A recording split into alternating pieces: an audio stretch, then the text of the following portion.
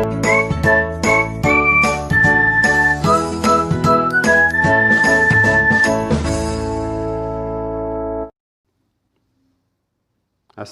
warahmatullahi wabarakatuh. Selamat berjumpa lagi anak-anakku sekalian dengan saya, Bapak Sabto Wijatmoko. Pada kesempatan kali ini kita akan melanjutkan materi bab pertama, yakni sifat koligatif larutan.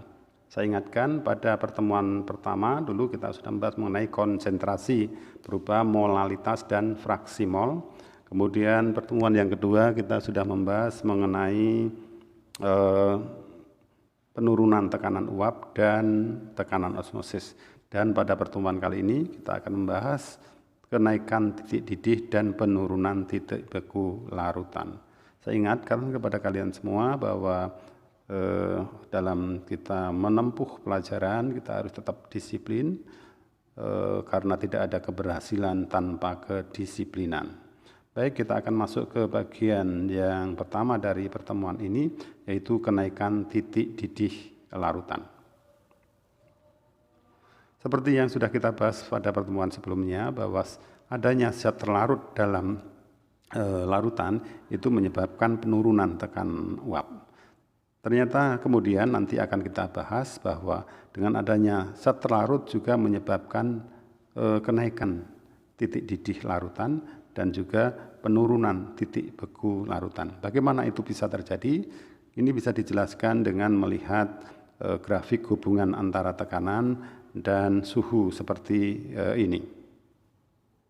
Pada garis yang lurus ini, garis lurus yaitu A, B, kemudian ke E, garis lurus bukan putus-putus ya.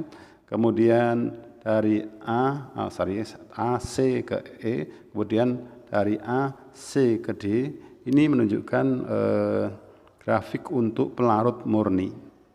Grafik untuk pelarut murni. Kemudian cair berubah menjadi gas, itu artinya adalah mendidih. Maka titik didih untuk pelarut murni ada di D. Kemudian dari cair berubah menjadi padat, itu namanya adalah membeku. Maka titik beku pelarut murni adalah di E. Apa yang sudah Bapak jelaskan tadi, ini sudah kita buat rangkumannya, dibuat kesimpulannya dalam halaman ini. Nanti kalian bisa membaca ulang dengan pelan-pelan di slide yang ada di Google Classroom kalian. Kita lihat contoh soal yang ada di sini. Hitung titik didih larutan yang mengandung 18 gram glukosa. Glukosa itu rumusnya adalah C6H12O6. Di sini diketahui massa atomnya. Massa atom C itu adalah 12, massa atom H itu adalah 1, dan massa atom O adalah 16. Kemudian dicampurkan atau dilarutkan dalam air sebanyak 250 gram air. Sedangkan tetapan kenaikan titik didih air adalah 0,52. Maka di sini diketahui pertama adalah massa glukosa 18 gram, kemudian MR dari glukosa adalah 180 ya, kalian masih ingat cara mencari MR ya. Kemudian di sini massa pelarut air adalah 250 gram, lambangnya adalah P, dan KB atau tetapan kenaikan titik didih air adalah 0,52. Setelah kita rinci apa yang diketahui, nanti langsung bisa kita cari. Yang ditanyakan adalah delta TB atau kenaikan titik didihnya. Nah, tapi sebelum mencari titik perubahan atau kenaikan titik didih, di dalamnya ada molalitas dulu dicari.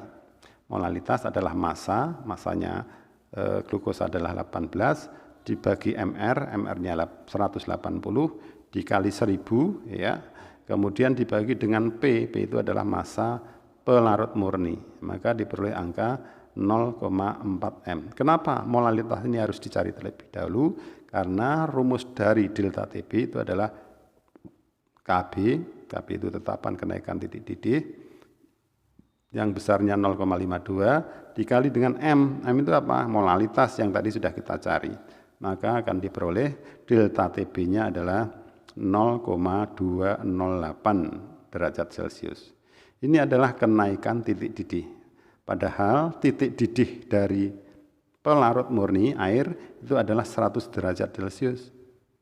Sehingga kalau terjadi kenaikan sebesar 0,208 derajat Celcius, maka sekarang titik didih larutannya adalah titik didih pelarut murni ditambah kenaikan titik didih pelarutnya menjadi 100,208 derajat Celcius.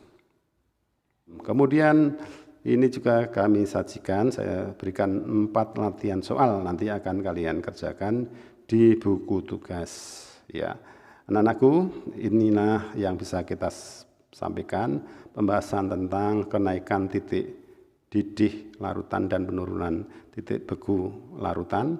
Apabila kalian ingin melihat lebih lanjut apa yang sudah kita bahas, nanti kalian bisa melihat channel YouTube dengan menuliskan Sabto Wijatmoko, maka nanti akan keluar banyak video-video pembelajaran dan yang lain yang ada di channel Bapak Sabto Wijatmoko. Atau kalau tidak, kalian juga bisa melihat slide serta video ini di Google Classroom kalian. Demikian pertemuan kita pada siang hari ini, tetap semangat, jangan kalah dengan keadaan. Assalamualaikum warahmatullahi wabarakatuh.